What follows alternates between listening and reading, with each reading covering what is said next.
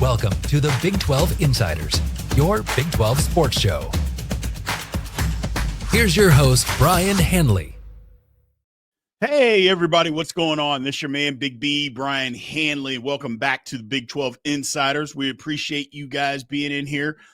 Today, we are talking to Jeremy Clark, who covers the TCU Horned Frogs for 24/7 Sports. Going to be talking all things TCU today. Football is right around the corner, ladies and gentlemen, so we are glad Jeremy was able to make some time for us. Before we get started, as always, remember to always like, follow, subscribe, continue in the comments section, and hit the notification bell so you know exactly when Big 12 Insiders content comes out. So without any further ado, first off, Jeremy, how are you doing today? It's hot, man. It's hot down here in Texas.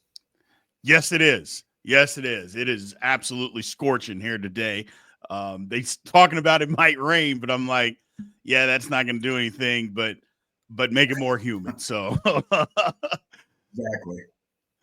Well, Jeremy, let's talk TCU. Here's the first thing. When people look at TCU and they kind of look at last season, I don't think enough people either know or pay attention to TCU won 9 football games last year, Jeremy. I don't think enough people actually realized that they won 9 football games. Yeah, they won 6 of their last 7 games, and that's what really a lot of people don't consider. But I think when you look at the whole scope of things, there were some teams that were down. Obviously, Houston was one of those teams that were down, and it was an embarrassing loss at home to them. They lose a 28-7 loss to UCF. So I think that old phrase, building a mountain out of a molehill, comes to mind when I think about this schedule. I think with people thinking of those 2 losses, it discredits those 9 wins because they felt like they could have done a lot better. Even talking with people around the program, and Sonny Dykes has gone out and said it a few times, they know they didn't play up to expectations last year. Last year was really a good opportunity for them to go out and play for a Big 12 championship. And if you finish the game against UCF and you don't lose against Houston, they're looking at a possible 11-win season. So, but 9 wins is nothing to scoff at. It's hard to win college football games. And so them being 3-3 at the midway point last year and finishing the season 6-1, I think the coaches did a good job. They identified things they weren't good at the first 6 games, fixed that in some ways, and were able to finish off a good – their only loss was to Baylor on the road by a field goal. So you got to be, as a Frog fan, you've got to be upset with the way they started and the way they didn't finish some of those games, but you got to be very happy with the way they finish, and hopefully it gives some momentum into the 25 season. Absolutely. That was the thing, and I think you kind of hit it on the head. Those 2 early losses and then the way they lost to SMU, I think people just thought, okay, well, they're not going to be very good. Let's just move on. And it was quite the contrary. There was a couple of teams actually in the Big 12 that actually did that. Baylor comes to mind. Again, that was a good game against Waco, but Baylor was another team that was like early on, you're like, okay, they're not going to be very good. And they turned it around, get it together. TCU was the same thing. And it wasn't for a lack of talent either, Jeremy. TCU's got some talent there, and especially at quarterback. I mean, let's just get into it. I mean, I think, first of all, if you pay attention to Big 12 football, Josh Hoover is one of the better quarterbacks in the Big 12. But I still think he's underrated. I don't think he gets the kind of pub nationally that other quarterbacks necessarily get. Do you kind of get that feeling, or am I way off base here? No, you just hit a grand slam home run, man.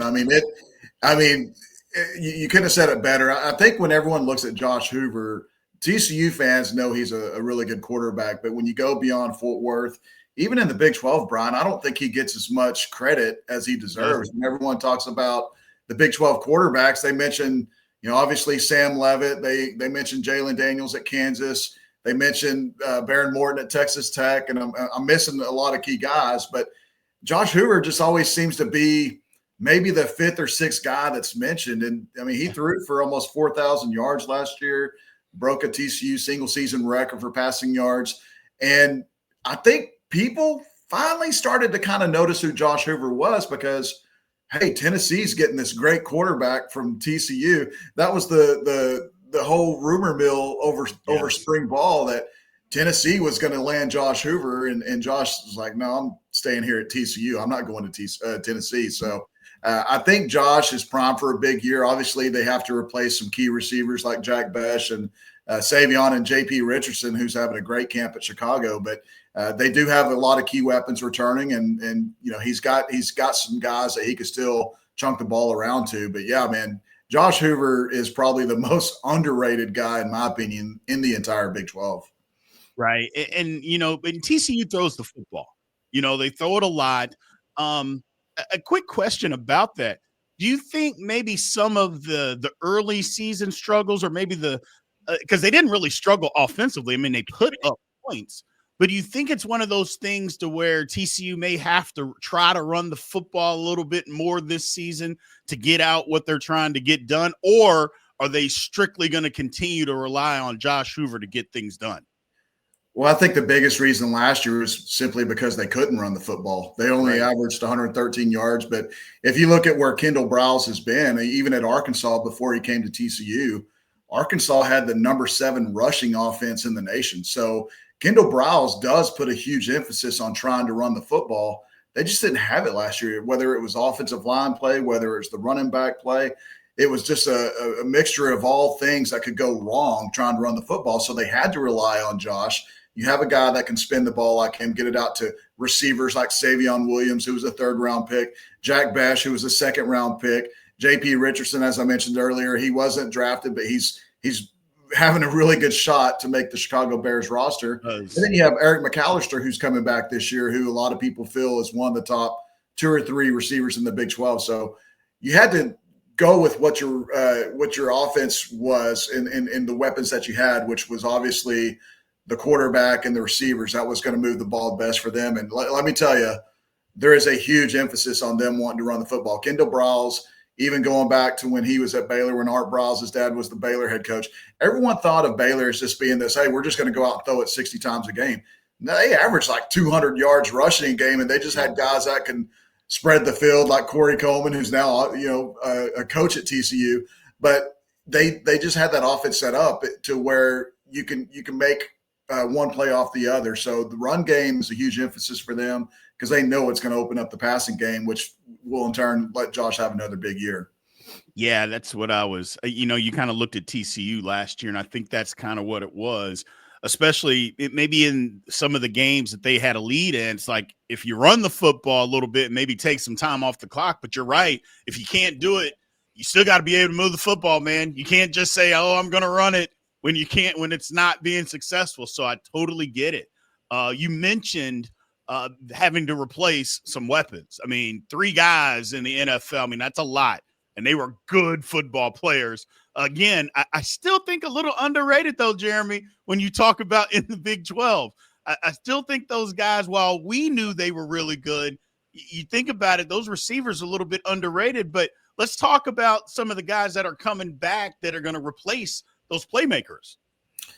I think you got to start with Eric McAllister. Everyone kind of found out who Eric was last year. He was the kind of the 6th man at receiver for them until really when Savion had to play more of a running back role toward the latter half of the season. That just opened up things for Eric, and Eric excelled. But Eric really became their big play receiver. I think I saw a stat out of 39 catches he had last year, 35 of them went for first downs or for a touchdown.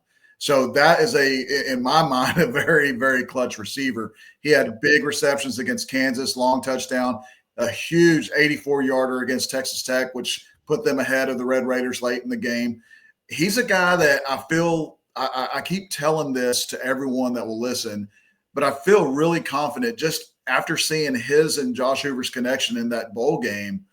Eric had 8 catches in the first half. He didn't even play the second half. He didn't need to. But I really feel like if he stays healthy and Josh stays healthy, I feel like he has a really good chance to break TCU's single season reception record that Josh Doxson's held since 2015. So I feel like that's the kind of ability Eric has. He's long, he's deceptively fast, catches a lot of 50-50 passes. They're going to get the ball in his hands. They know he's a playmaker, but Who else do they have? They have Jordan Dwyer, the transfer out of Idaho. He had a really big spring camp. Kind of the guy that could take the top off the defense. I don't think he kind of reminds me of J.P. Richardson, a little bit faster, but he's got to be more consistent catching the ball. He's had some drops in fall camp, but I think he's going to get that fixed. And the guy that a lot of people have high hopes for around the program is Joseph Manjack. Manjack has played at USC out of high school, went to Houston, had, I think, 2 or 3 good, decent seasons at Houston, has played in a lot of different offenses. He's a smart guy. He's known to be the receiver that never wears gloves. He's never worn gloves in a game. So he's very consistent catching the football. I've heard some similarities with him and Jack Best just in their body type. He's a little bit taller than Jack. Not quite as quick as Jack, but he's consistent in catching the football. But those 3 guys right there, I think, are going to be the 3 key playmakers at receiver. And just watch out for a guy like Ed Small, true freshman. He's been making some plays. Another true freshman, Jacoby Hayes, has really had a phenomenal fall camp. He's making plays every day. People around the program are buzzing about him. But I feel like they've got some key guys on the outside and they've got some key guys on the inside. And we'll see how it works out. You got to replace 3 really, really good receivers. Absolutely. Flipping to the other side of the football, TCU finished about middle of the pack as far as Big 12 defensively, but they were really good in the secondary, really good against the pass. What are some of the things and some of the playmakers on defense to try to push up that defensive ranking to try to get into the top 5, top 3 as far as defense for TCU this year? Well, the main thing that everyone keeps talking about is the depth on the defensive side of the ball. They're pretty loaded in several key positions. I look at the edge position. I look at Zachary Chapman, who had to play a 3-tech last year. He's moved out to edge, and he's making plays in spring and fall camp. Paul Oyewale, he's back and healthy. He missed all of last year, had a really good redshirt freshman season a couple years ago. He's probably the best-looking first guy off the bus for TCU, 6'4", 6'5", 270 pounds, and solid muscle. I mean, he's looked good so far. He missed, like I said, all of last year, didn't participate in spring camp, but he's come back in fall. He's added another dimension to that defense. Their linebacker core is really, really solid. Nnamdi Obiezor, Caleb Elarms-Orr are 2 of the better linebackers, I think, that you'll see in the Big 12 this year. Both of them big and athletic, fast. Nnamdi's been a starter. This will be his 3rd year. He's been 2nd or 1st on the team in tackles the last 2 seasons. So I think he's primed for another big year. The secondary, like you mentioned at the top of the question, Bud Clark is definitely, without a doubt, not only one of the top safeties in the Big 12, but I think he's one of the top safeties in the nation. Absolutely. He is a very big leader. He looks so smart in fall camp. You could just tell that everyone's starting to play more comfortable in Andy Avalos' defense. And that's one thing I like about this defense, not only with depth at several key positions, but they're playing fast. They're blitzing from all different angles. They have athleticism. They have size. Marcus Dill's another guy I hadn't even mentioned. He's an interior defensive lineman that everyone, if you ask any TCU fan, you can see a guy wearing a TCU shirt as you walk around. Hey, talk about the Baylor game last year, and he's going to say, well, if Marcus Dill was playing, they probably would have stopped Washington from running all over him. But Marcus Dill was really big in run support last year, came on very strong late in the season. But when I look at the defense in general, just from seeing in spring camp and seeing through 11 camps or practices so far in fall camp, I really feel confident that this defense is going to get better in a lot of categories, if not every category they have, because they just look so comfortable right now. Gotcha. Taking a look at TCU of their schedule, I mean, they're one of the teams that play basically, they play 10. Actually, they play 11 Power 4 teams, which is different than a lot of other programs around the country. So you taking a look at their schedule, not easy, Jeremy, not an easy schedule. I don't know if people want to necessarily classify last year's as easy or not, but this one is definitely more difficult on paper. But we know how the Big 12 can be. But the game, North Carolina to start off the season, I I know there's going to be a lot of eyes on that because of Bill Belichick, but TCU's a better football team than North Carolina, in my opinion. It's going to be tough, going to go there. But I look at TCU as being one of those teams that, again, I know I've said this several times that nobody's really talking about, but again, they won 9 games last year, got better as the season went on. They're a better football team this year than they were last year, potentially in a lot of spots that they needed to clean up.